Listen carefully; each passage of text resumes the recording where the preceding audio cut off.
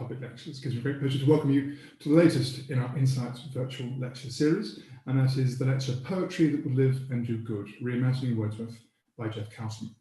I'll be back at the end of the lecture at about 6 o'clock to field questions and answers. So if you'd like to ask a question of our speaker, there are two ways in which you can do so. First is through the YouTube live chat box on your screen, and secondly through Twitter. Our Twitter handle is @InsightsNCL. If you'd like to tweet about the event, then you can of course tweet on #InsightsNCL. Here to introduce our speaker this evening is my colleague from English Literature, Dr Meiko O'Halloran.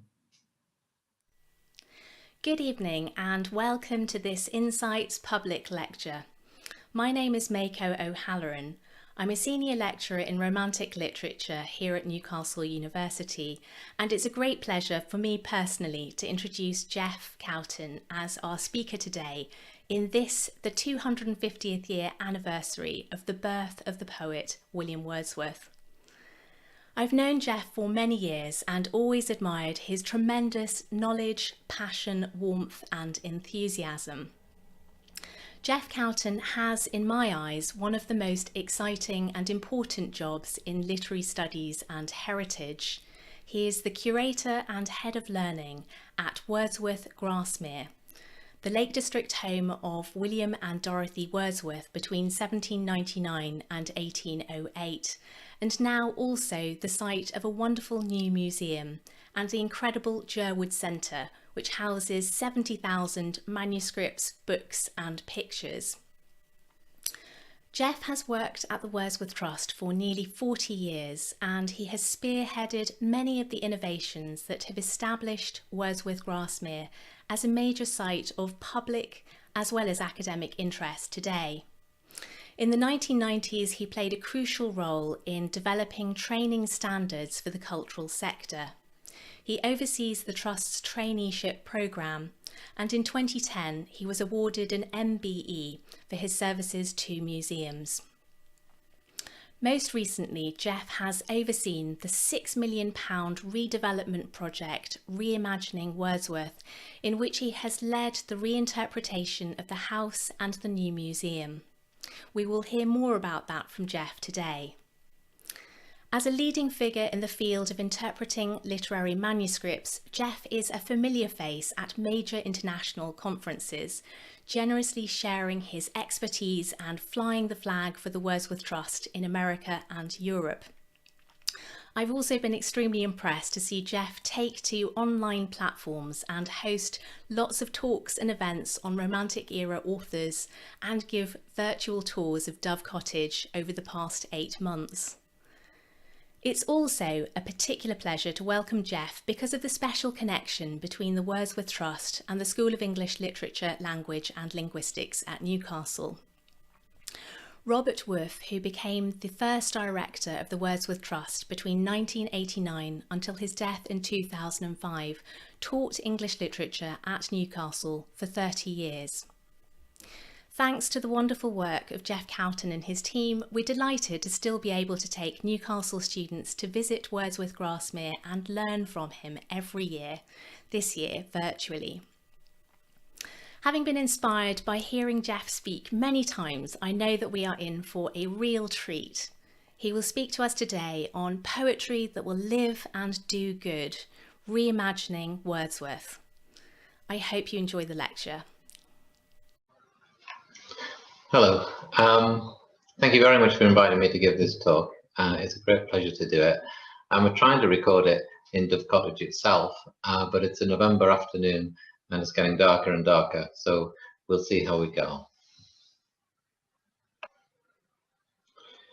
In my nearly 40 years of working at the Wordsworth Trust, I've seen it transform from being a heritage attraction of house and museum, at one point welcoming 87,000 people a year, to a place welcoming nearer to 40,000 people a year, but with an integral state-of-the-art research and learning facility and wide-ranging learning programs that go beyond Grasmere and beyond our traditional visitors.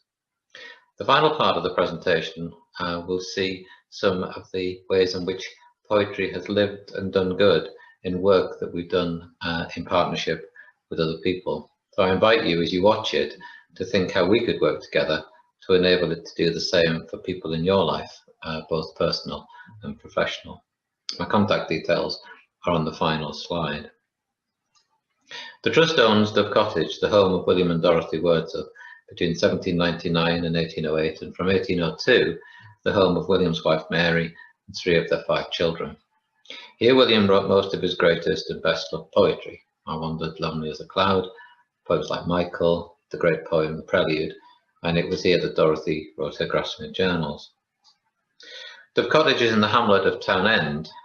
It's in the heart of the English Lake District, and the Jerwood Centre, which isn't pictured here, is our research centre holding 70,000 books, manuscripts and pictures, amongst which are 90% of Wordsworth's poetical notebooks.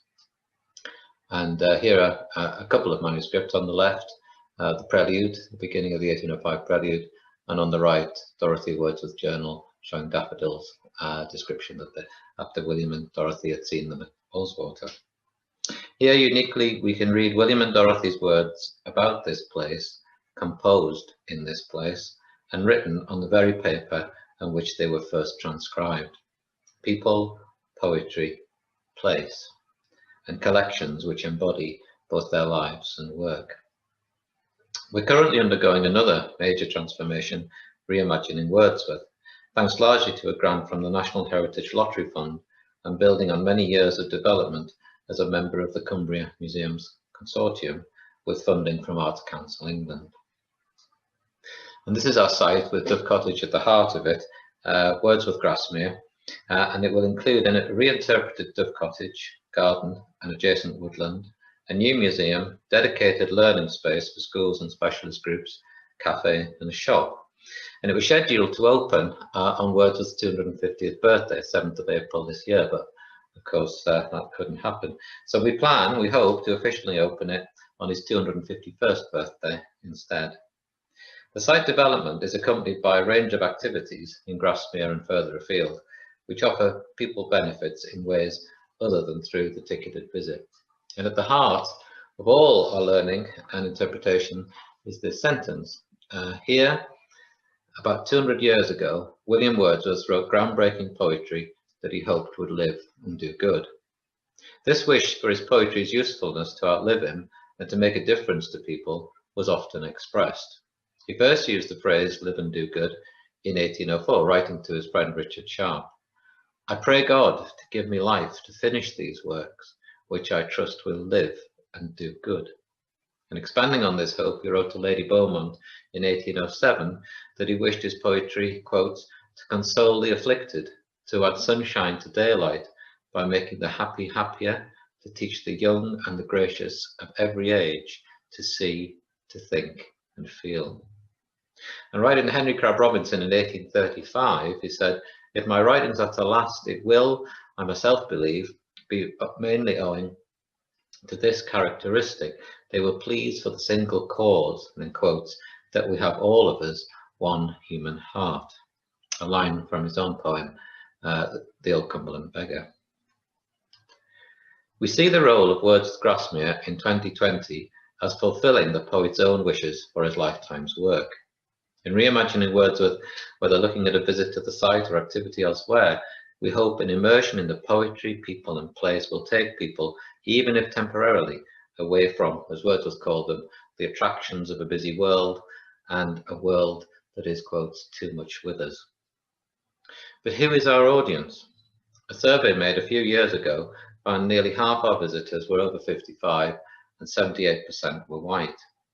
Our typical visitors have sufficient disposable income to consider coming to Grasmere, the physical means and ability of getting here and negotiating our site, a confidence that an overwhelmingly white profile of museum and locality will be a comfortable experience, and an education that did not leave them feeling that poetry was not for them. It's a phrase I've heard many times, people saying, oh, poetry is not for me. But for many people, our site and the poetry we celebrate are not easily accessible. In looking to help this wider audience overcome barriers, we take our inspiration from Wordsworth.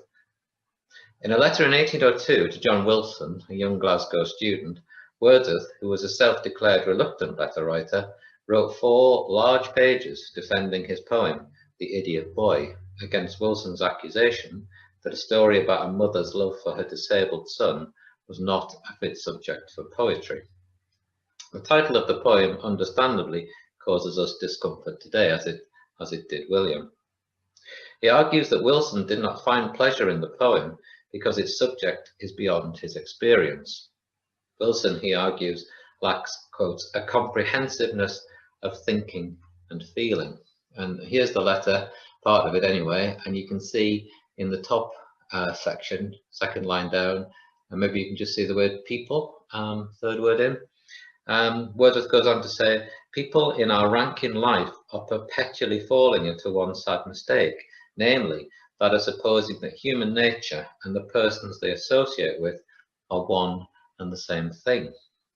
And then in the next passage down below, second line, fourth word in rather, these persons are, it is true, a part of human nature, but we err lamentably if we suppose them to be fair representatives of the vast mass of human existence.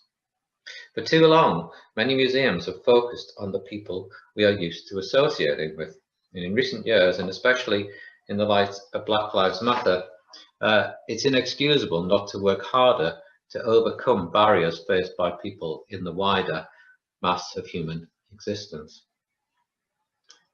The first part of what follows will focus on how we're hoping to make the poetry live and do good for people within the ticketed visit to the site. And then the second part, as mentioned before, will highlight just some of the instances where we believe it's lived and done good in other ways. So the site visit. We do not assume a visitor arrives on site with any knowledge of the subject. We hope they will be disposed to discovery, whilst recognizing that others may have an antipathy or at best accompanying someone through obligation. Most people's minds will be preoccupied with 21st century busyness. To borrow from William's Tables Turned, we invite people to visit with a heart that watches and receives. Initial engagement, an awakening, and a transition into a more mindful and receptive state, a slowing down, is key. Many literary museums focus on the lives of the writers rather than their words. From the moment we, the visitor, enter the reception area, we encounter William's words, a two-story high wall of 5 key lines. You've been reading them these last few minutes, at least an early version of them. Here, in the presence of these words, we await our guide. We will next encounter this wall just before we leave the museum, by which time these lines may resonate with us a little more. Perhaps we will hear them internally in time to come, as a Scottish peasant girl singing in The Solitary Reaper lived with Wordsworth. The music in my heart I bore, long after it was heard no more. For many people, poetry is a fancy of little value.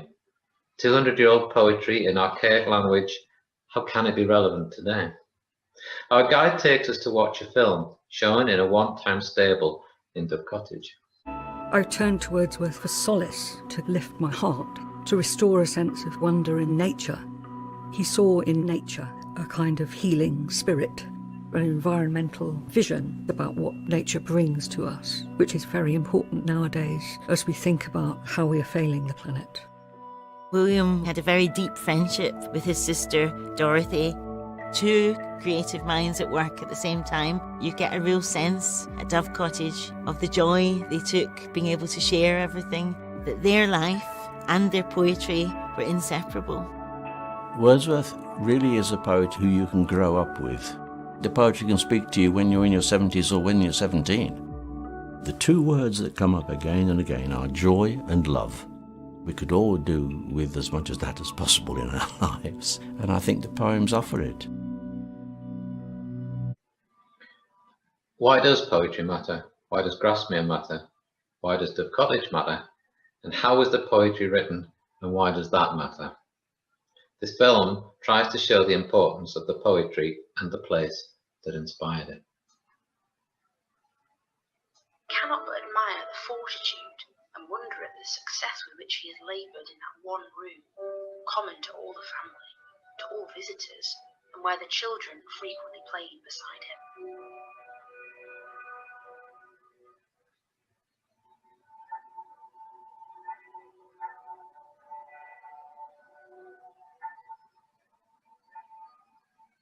From here, we enter Dove Cottage itself, as if we are stepping into the film set. We'll be invited to make ourselves at home, as if we're entering a friend's house today. For the next 20 minutes, we can sit and immerse ourselves in the atmosphere, imagining what it might have been like for real people living ordinary lives, writing extraordinary literature, in a life of plain living and high thinking. So the room on the right and that table on the right is where I'm sitting now. We may talk to our guide, to each other. We may read the words of William and Dorothy in facsimile manuscript. The words are all around us, should we choose to read them. The many artifacts around us contain stories taken from the surviving poems, journals and letters, but we need to look and we need to think, as in William's poem, Simon Lee, the old huntsman. O reader, had you in your mind such stores as silent thought can bring, O gentle reader, you would find a tale in everything. A reader, substitute visitor, perhaps. Only in Dove Cottage can we feel what their home was like, seeing, thinking, feeling. What Wordsworth would have his poems enable us to do. It's how we experience their lives and words in this place. Can we imagine the words that have been spoken and heard, the conversations, the laughter, the children's voices, the tears? The home may awaken our imagination, aided by our watching and receiving heart. In fact, one of Wordsworth's lines where he talks about a thinking heart. We can walk from the back door, perhaps, weather permitting. We can reflect further in the orchard garden, the loveliest spot that man hath ever known. Wordsworth described it as a little domestic slip of mountain full of fruit trees, vegetables and flowers, and with a view across the valley. We can walk in a little woodland, prompted to sit and think a while. Here we may encounter activities for young people, seeing, thinking and feeling. On entering the museum, we will be met with the question this talk is seeking to answer. Were his hopes fulfilled? Does his poetry live and do good today? In the 4 galleries, we will meet the people, poetry and place through the Wordsworth family manuscript and possessions. In Gallery 2, we can sit, if we choose to, for up to 50 minutes and hear the poetry read well by a greater diversity of voices than we've had in the past, more representative of the people we serve. There will be 14 audio or video points from which we can hear how poetry has spoken to people like ourselves, who found comfort perhaps at times of loss, or have lived through mental illness, or seen from the perspective of a disability, or as a person of colour, or as a young person. We will hear of the joy that can come from walking with William and Dorothy's words in our thoughts. We can take a lift to the roof of the museum and look out over Grasmere Valley and have the opportunity to better understand why William, on encountering the valley for the first time as a schoolboy, later wrote, decided, here should be my home, this valley be my world. And then, of course, a cup of coffee. But even as we drink our coffee and as the coffee goes down, the words from those 5 lines will emerge printed on the side of the cup. But what of the people facing the barriers outlined earlier? However much we adapt the site physically and intellectually, there's many people who can't or won't visit. Here, to conclude, are a few examples of how William and Dorothy's writings have, we believe, lived and done good.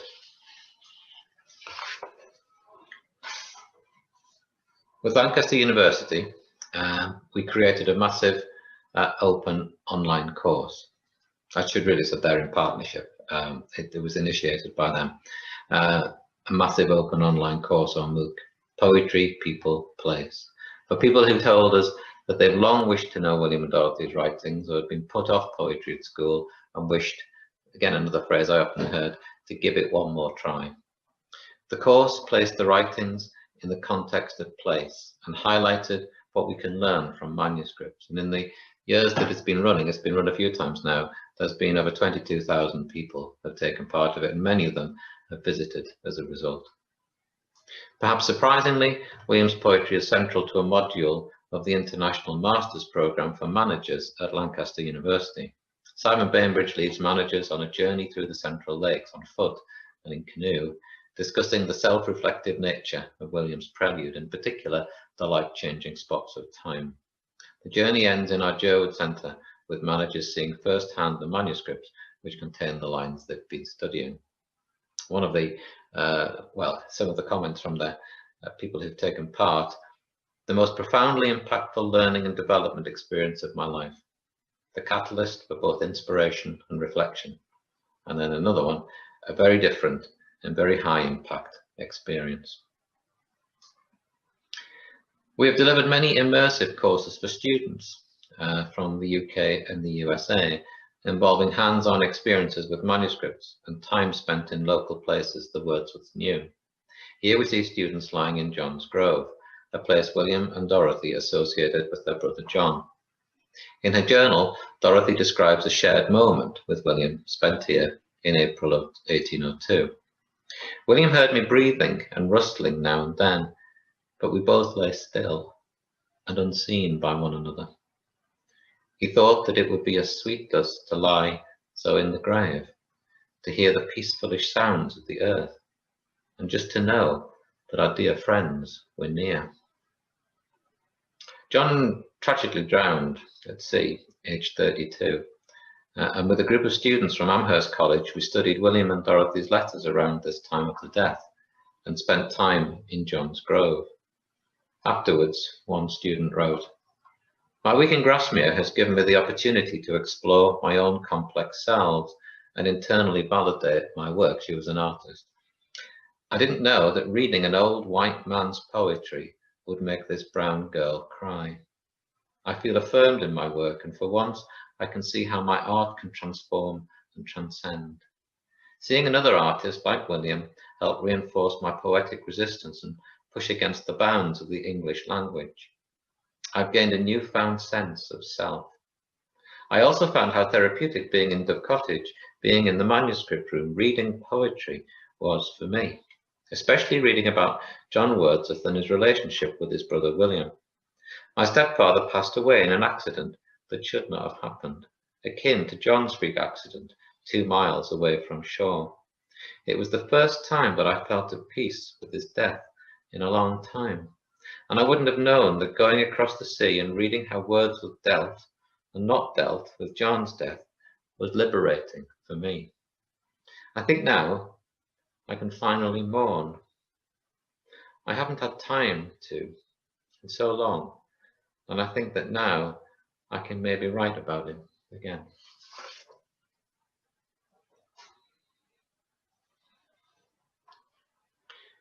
After a course with us, students from the University of Texas at El Paso created a number of lessons with children in their elementary school. We sent them quills and folded facsimile letters, as was the Regency style, and they each wrote me a letter. I distributed them to local people, who then wrote a letter back. There they are writing their letters with the quills that came from us. And there's the letters all folded up, Regency style, that arrived in Grasmere. So I gave them to local people, and they each wrote a letter to one of the children, like a pen pal kind of thing. Thus, during 2020, people in Cumbria and Texas were connected, and their teacher was really pleased of the effect it had on the children. As she says here, they were thrilled when they came to class and showing off the letters they'd received. But particularly, I like this sentence where it says, "Some of my students have never left the city of El Paso, Texas, and it was exciting for them to visit England." Our own education department welcomes children and students of all ages, site visits, visits to schools, and now virtual tours of Dove Cottage.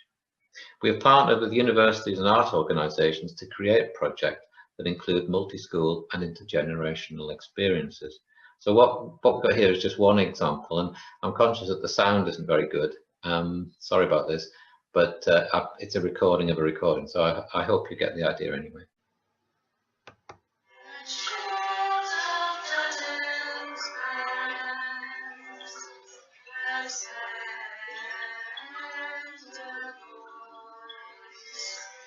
that cheers up desert lands, blessed voice.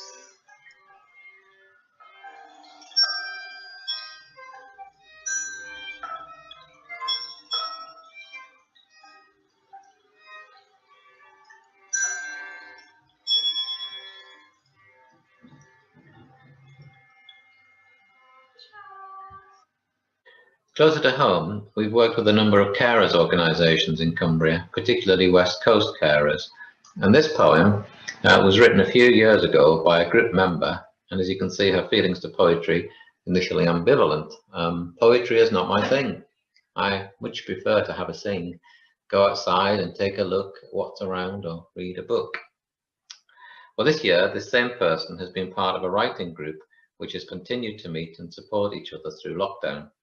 She's become a regular writer of poetry, and her recent titles include After Lockdown and Time is a Mysterious Beast. And Elizabeth Collins, a student from Furman University, South Carolina, followed up her course at Grasmere by creating a Dorothy Wordsworth-inspired reflective reading program, partnering with South Carolina Cancer Support Community. No Prisoner in This Lonely Room was its title, and that's inspired by one of Dorothy Wordsworth's later poems. And it's worth remembering that Dorothy was housebound for the last 20 years of her life, and maybe herself suffering from a form of dementia. Through the inspirational leadership of their manager, Lillian Simmons, of Hospice at Home, West Cumbria, nurses wrote a collaborative poem. Each nurse contributed lines in answer to the question, if I had dementia. And these are just two extracts from this larger collaborative poem. And one of the nurses, you can imagine again, perhaps reluctant to be involved in writing poetry, but one of the nurses later wrote, the collaborative poems help us to talk about difficult subjects in a non-threatening way and help us to reflect on the work that we do. Picture sitting on the right is Barbara. She lives alone in West Cumbria and is largely isolated from her neighbours, and she's taken great pleasure this summer in writing mini dramas of imagined conversations between Dorothy and her neighbours, and the source for the stories, if you like, is Dorothy's own journals. These will become part of our on-site interpretation, and Barbara said that doing them in this difficult year has been a bit of a lifeline for her. We commissioned 3 artists to create a 21st century reimagining of the Wordsworth's Moss Hut, a structure resembling an upturned wren's nest, which the Wordsworths created in their own garden. Ours, you can see here, is in our sensory garden. And the first group to read here was the Service Veterans Creative Writing and Poetry group from Durham, the visit being the final part of a series of workshops begun after a conversation I had with Wordsworth scholar Patty O'Boyle on Wordsworth's poetry of an encounter with a discharged soldier. The project involved coal pits poetry and Finchill training, and we're hoping that we can invite the veterans back to Grasmere in 2021, hopefully for a residential weekend. In 2019, a group of refugees now living in West Yorkshire spent a weekend with us, partnering with Glenthorne Quaker Guest House in Grasmere and the Children's Society in Leeds. They met Nick Makoa, a poet then in residence with us and himself a refugee from Uganda, for a weekend of walks, exploring the collection and doing their own writing. We repeated this with a different group in 2020, this time of course via Zoom, but we had a virtual tour of the gallery and we had a virtual exploration of the manuscripts, and the refugees themselves wrote a collaborative poem, which you can see here. And again, it's comments on Dorothy's journal. She writes everything in her book. She writes shopping lists on handmade paper, ink from oak trees, and of course the pens from feathers from swans and geese. And finally, the Parkhill Poets. For 15 years, we have had a friendship with the Parkhill Poets. We visit them and work with them monthly. They're based in Maryport on Cumbria's west coast, and it's a group of people with disability who meet to write and to read poetry. It's been a wonderful friendship, and we've learned a great deal from them. Their responses to William and Dorothy's writings have given us fresh perspectives. They've made us laugh, they made us cry. And they've written their own responses to, for example, Wordsworth's poem, The Idiot Boy, that we talked about earlier, that poem about that disabled lad.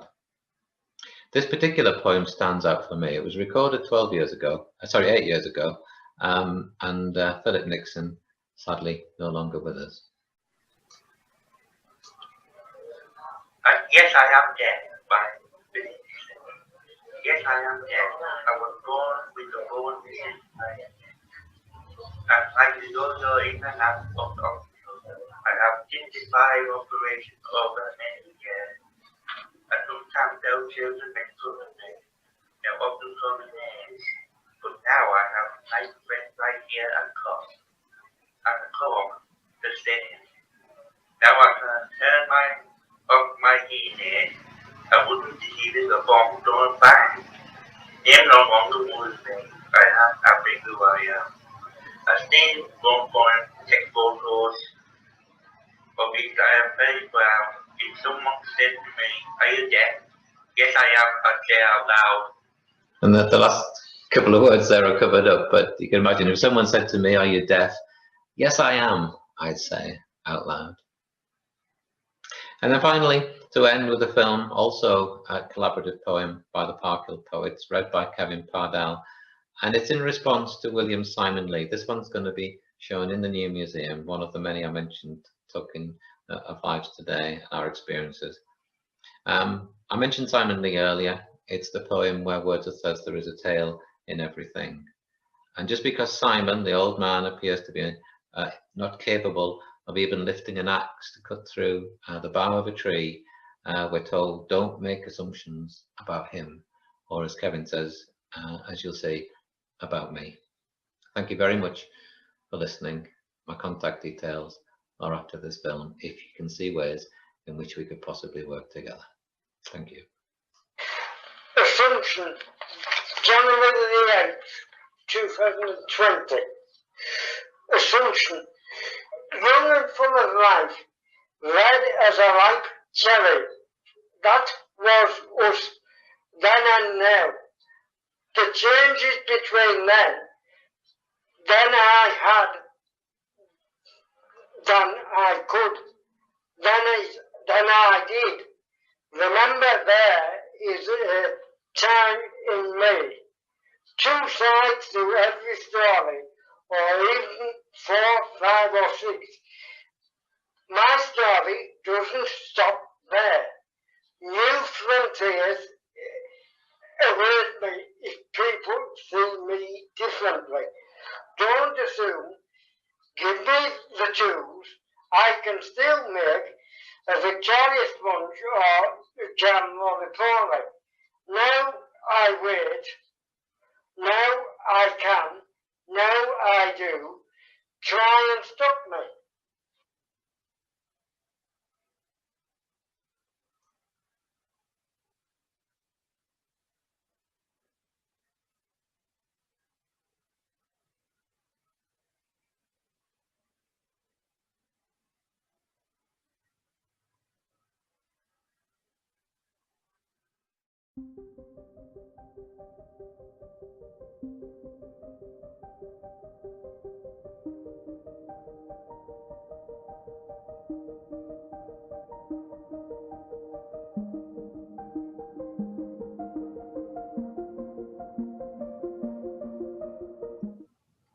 And we're now joined live by our speaker. Jeff, thank you very much for a wonderful talk.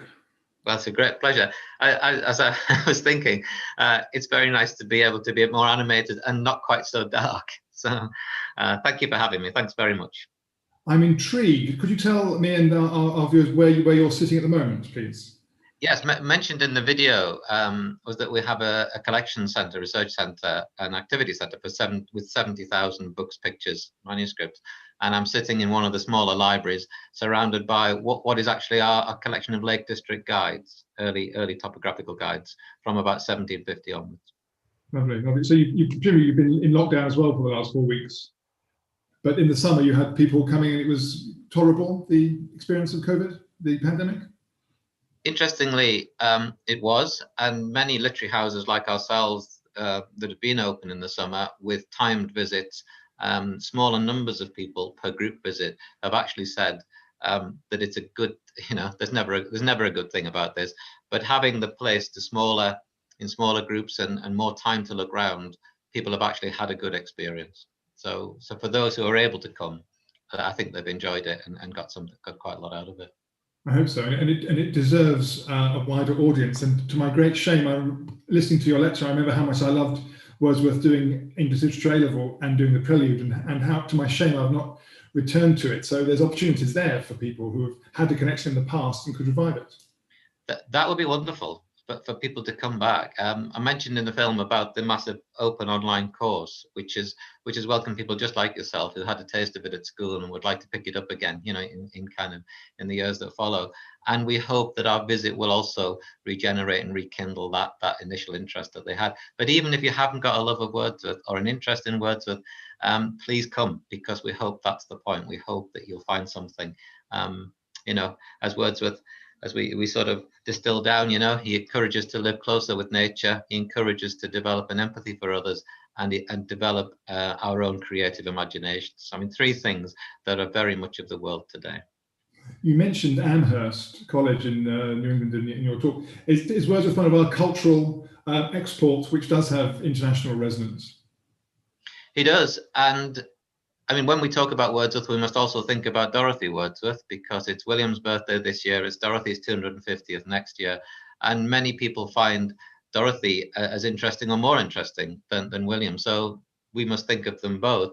But particularly, we're finding in China, for example, there's a new biography of Wordsworth, a new 500-page biography by Stephen Gill. That's just been translated into Chinese. That's had national newspaper exposure.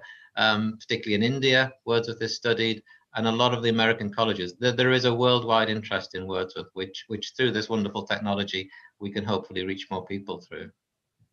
This is one of the things one of the benefits of the experience of 2020 is we're moving much more and can include more people in our deliberations and share what we're doing much more easily than was the case before, as you are this evening.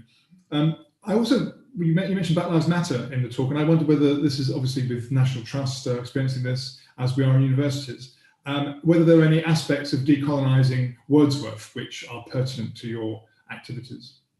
Well, like a lot of arts organisations, we're learning a great deal.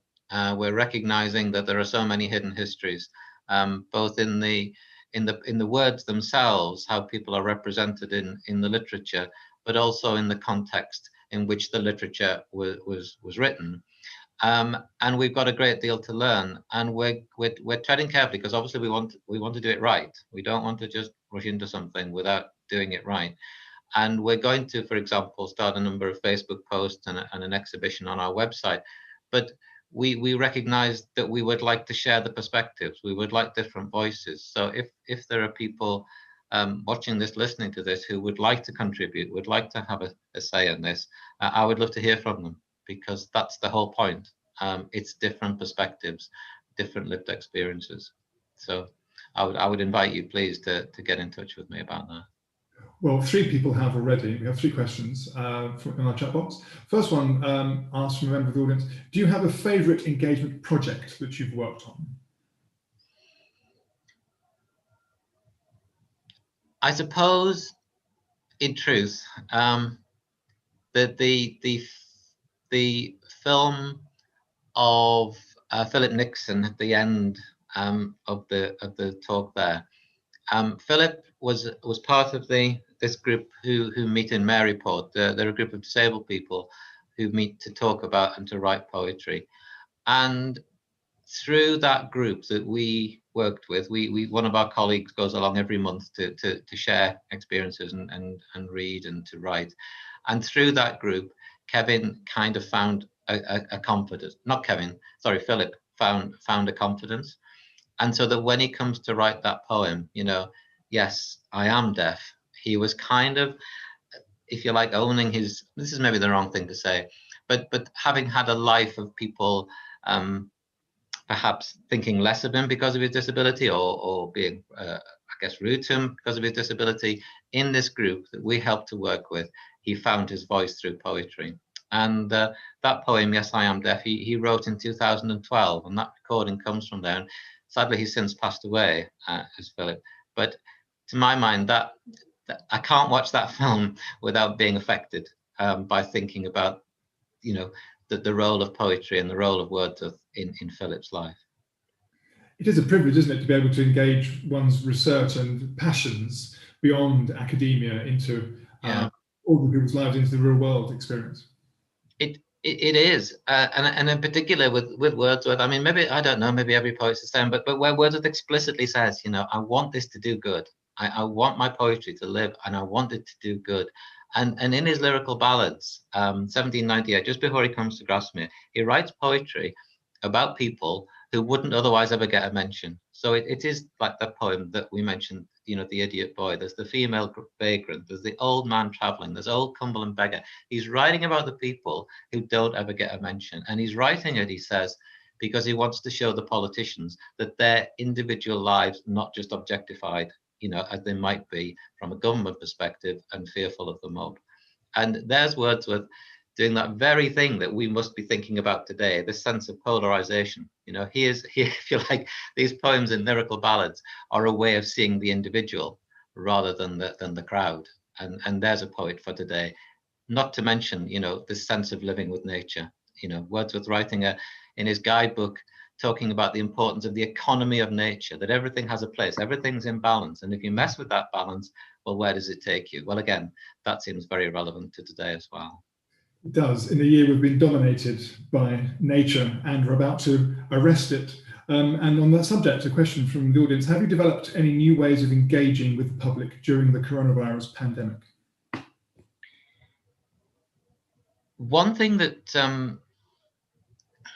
this may sound odd in a kind of way, but I don't think we're alone in this. In having a museum which doesn't have a close relationship with its community, and that may sound strange, but because there's a main road separates our museum from the main village, there's always been a sort of slight not an antipathy, but a slight, you know, just not a relationship, if you like. And so what we did this summer was we took Wordsworth's poem, which is quoted in the film, There is a tale in everything, and we invited people in Grasmere to pick an object, as Wordsworth would have us do, a thing as it were, and tell the tale of their lockdown experience. So something that really struck them. It might be like the empty buses that passed through Grasmere, or it might be about the importance of the milkman delivering eggs when you wondered how else would you ever get any food, you know? And so people picked an object and they wrote a story about it, and we had 45 entries from Grasmere people, and we created a website of a tale in everything for Grasmere lockdown. And it was a chance for people to come together a bit, to share their experiences. And it's also, if you like, a bit of a legacy from Grasmere in 2020. So I think the fact that we couldn't meet, but we could come together through this website, I think was one of the most rewarding things that we did. And some amazing stories came from them, just ordinary stories. But the empty bus passing you mentioned may not be empty for much longer, because Laura asks, how accessible is the museum without a car? I'd love to visit in the spring. More widely, how accessible is the museum to all visitors?